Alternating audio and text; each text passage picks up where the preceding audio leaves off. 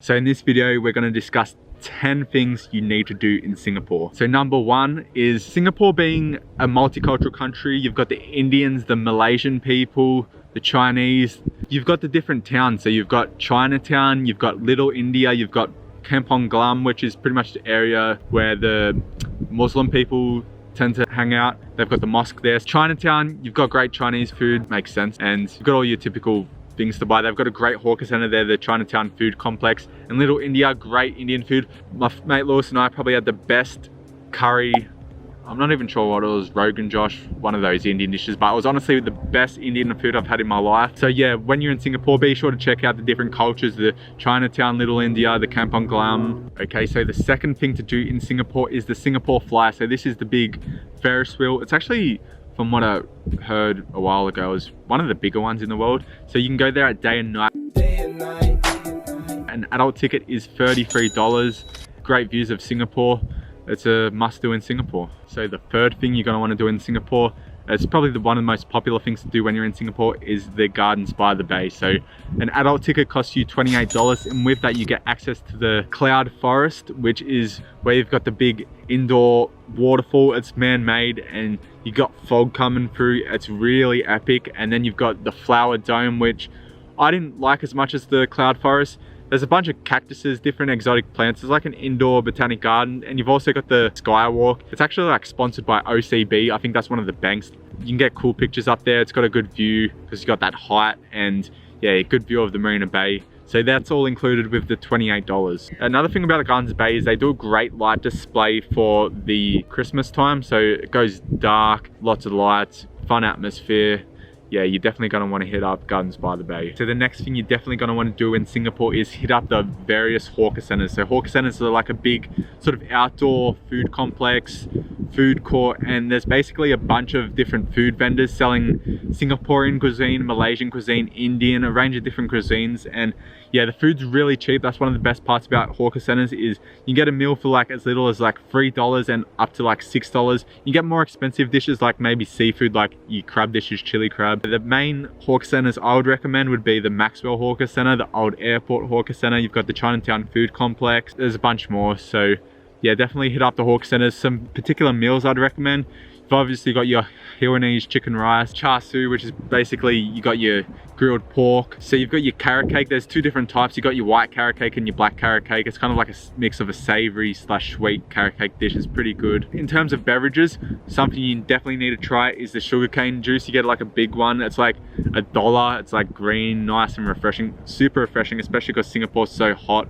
Yeah, so definitely when you're eating, I'd recommend pretty much for all your meals, just go to the hawker centers. Definitely your best bet for food. So to get your shopping fix in Singapore, you're going to want to head to Orchard Road. So you've got the Iron Orchard. That's where you have all your luxury brands, your Louis Vuitton, Gucci, all that stuff. And then you've got Orchard Central. That's my favorite shopping center. It's got all your Uniqlo. I absolutely love Uniqlo. It's got pretty much H&M, everything you need. And you've also, you can get your Hypebeast fix on. You've got your Bape stores, lots of shopping, food courts. Yeah, if you want to do your shopping, head to Orchard Road. When you're in Singapore, you've probably heard of the Marina Bay Sands. It's that cool looking hotel that has like a surfboard on the top of it. I've actually stayed there, and I definitely recommend scraping together the money to stay there. It's about 500 Australian a night. It can be more expensive, whatever, but I think it's worth it just to experience that infinity pool. It's one of those experiences you're not going to forget.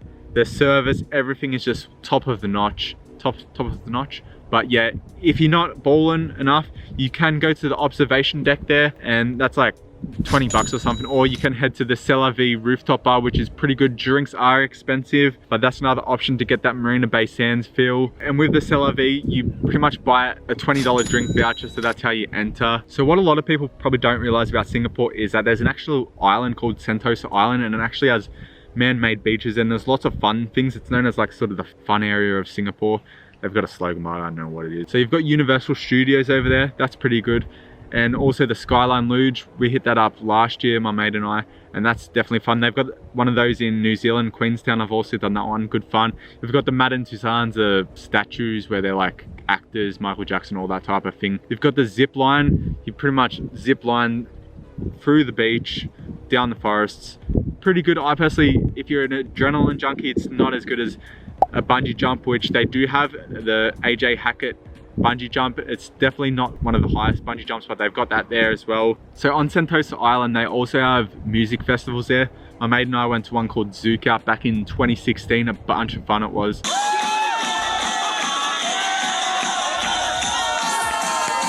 Yeah, they use the beaches for music festivals, so that's another thing to check out when they're reopening. So the place in Singapore to get your clubbing on is definitely Clarke Quay. My personal favorite club is Zouk. It's quite expensive. It's a high class sort of EDM club. The cool thing is you get these mad stamps. They're like transparent. I don't know how to describe it, but the only way you can see it is the security guy will flash a light and you'll be able to see it. It's pretty epic. To be honest, the $40 was worth it just for that stamp of entry. Yeah, but Zouk, when I was there, the DJ Data Life was going off.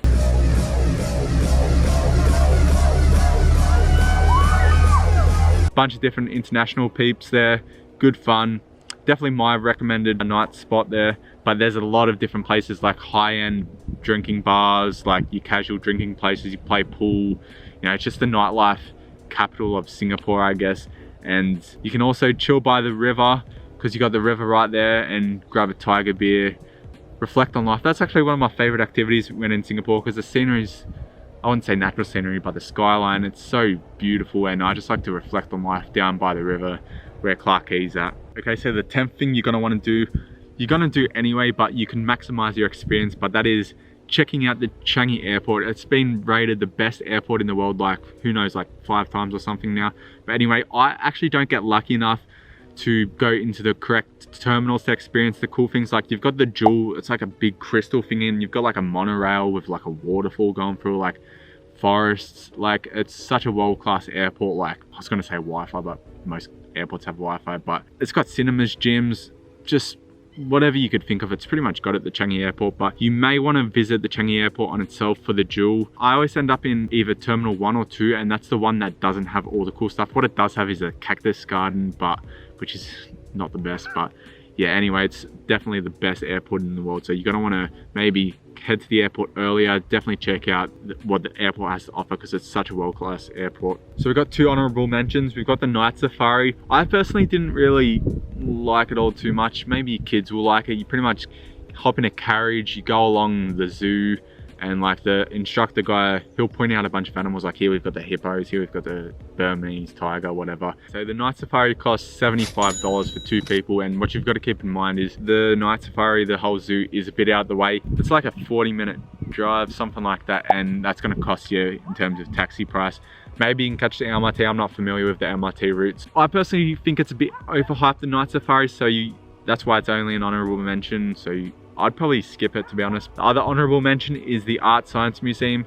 That's that like Sydney Opera House looking structure. It's pretty cool. Can be a bit childish, to be honest, but you got some light display things. You got that cool like glittery light LED thing that you can get those sick photos, but that's an honorable mention. So that's a wrap for the 10 best things to do in Singapore. If you enjoyed the video, I want you to like the video with your elbow. That's right, try get your elbow in there and make it turn blue, and also subscribe. You can make that subscribe however you want.